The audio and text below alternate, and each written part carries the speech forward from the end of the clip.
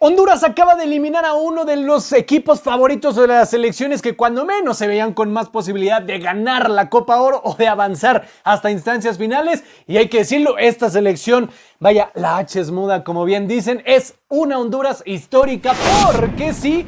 Vamos a ser bien claros, el partido tal vez en el primer tiempo no fue para nada bueno por parte de la selección hondureña. De hecho, de no ser por Mengíbar, que me quito el sombrero con el partido que se mandó, tremendas atajadas, buenas reacciones, tal vez Panamá hubiera metido 2 o 3 goles. Ahora, eso es bueno porque también el portero juega. ¿Qué sucede? Que cuando Panamá se va arriba en el marcador tenían un dominio bueno, pero sin hacer cambios necesariamente defensivos, se repliegan demasiado y regalan mucho la iniciativa a Honduras, que sí, tal vez no con el fútbol más pulido, no con el fútbol más pulcro, pero sí con mucho empuje y sobre todo tratando de llevar el juego al área de Mosquera. Así fue como consiguieron el empate y a la postre una tanda de penales media cardíaca, pero ahorita lo vamos a analizar tácticamente. Antes te voy a dejar el top de los mejores y los peores jugadores que nosotros elegimos en este partido. Chécalo bien.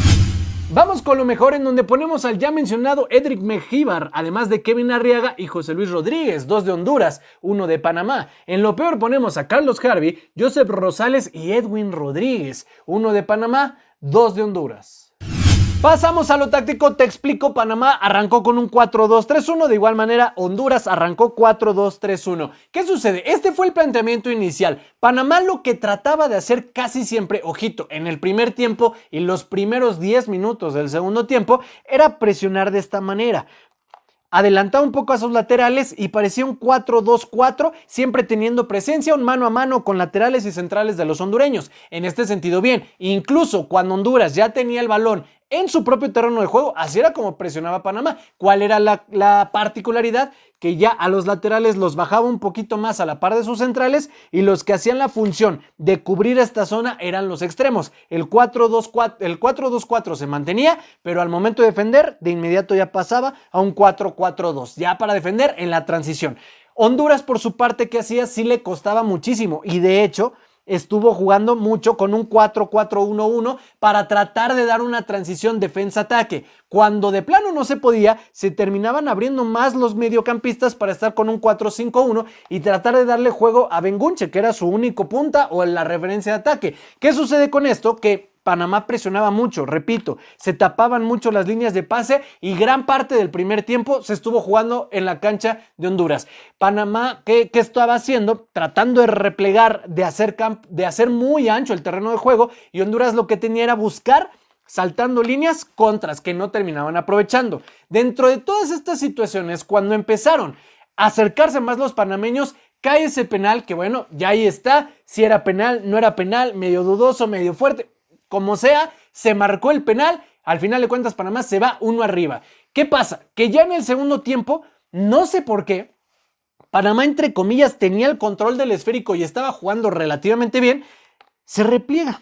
Y en lugar de ahora ya presionar con el 4-2-4, presionaba con un 4-4-2 para tratar de que los dos ejes de ataque, o su media punta y su punta, porque recuerden que empezaron con un 4-2-3-1, trataran de presionar la salida. Esto que genera, naturalmente les regalas más espacio. Entonces se empiezan a adelantar. Ya para esto entraron jugadores como Luis Palma, después entró Lozano, empezaron a hacer más cosas porque Quioto le costó muchísimo el partido. De igual manera a Rodríguez. Estuvieron avanzando, sí, pero casi siempre topaban con pared, porque hay que reconocerlo, los jugadores laterales de Panamá, velocidad, físico y bastante maña en, digamos, en perfilar y en fildear bien los balones. Es una chulada. Ahora, ¿qué sucede? Que la basculación que estaban haciendo funcionaba, pero Honduras se empezaba a acercar. ¿Qué pasó? Que naturalmente sí, Panamá se seguía defendiendo un 4-4-2, pero muy abiertos, demasiado ancho el terreno de juego. Era un equipo corto, muy pegadas las líneas, sí, pero muy abierto, demasiado. Entonces, ¿esto qué generaba? Muchísimos espacios. ¿Qué pasó? Que prácticamente ya Honduras atacaba con una especie de 4-3-3,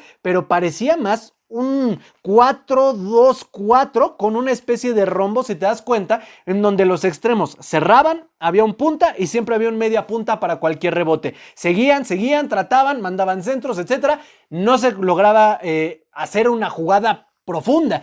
Hasta que llega un momento en el que en un rebote, un balón detenido, se hace un rebotadero de locura Y aquí, una mala salida de Mosquera que también trata de achicar cuando tienes a 4 defensivos tuyos cubriendo, justo por este rombo en posesión de ataque se termina perdiendo un rebote y aquí cae. Ahora ojo, de aquí se marca el gol del empate, pero hay que remarcar algo. Las fallas que tuvieron cuando llegaban a velocidad, particularmente porque el 9 jalaba marca y hubo una opción en donde Honduras tuvo el empate más que claro, entraba solito el medio punta ofensivo de Honduras y le pegó horrible, compadre. La quiso agarrar con el empeine y desde mi perspectiva era pegarle con la parte interna. Ojo, se ve bien fácil sentado, ¿verdad? Pero bueno, al final de cuentas es una perspectiva.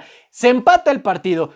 Panamá, repito, no hizo cambios defensivos, no cambió tantos elementos, pero de repente simplemente decidió replegarse. Tal vez, si eso querías, sí, junta las líneas, pero no hagas tan ancho al equipo porque siempre se hacen avenidas. Cierra y entonces no regales los 3 carriles centrales, regala bandas y entonces aquí te defiendes de mejor manera, pero la portería está en el centro y lo que hiciste fue regalar avenidas por carriles centrales. Naturalmente se pusieron el pie ellos solitos. Ya en los penales fue una locura. Primero, Mengíbar casi la tapa, el rebote evidentemente entró, posteriormente Mosquera, hubo un penal donde se adelantó, bien marcado esa parte.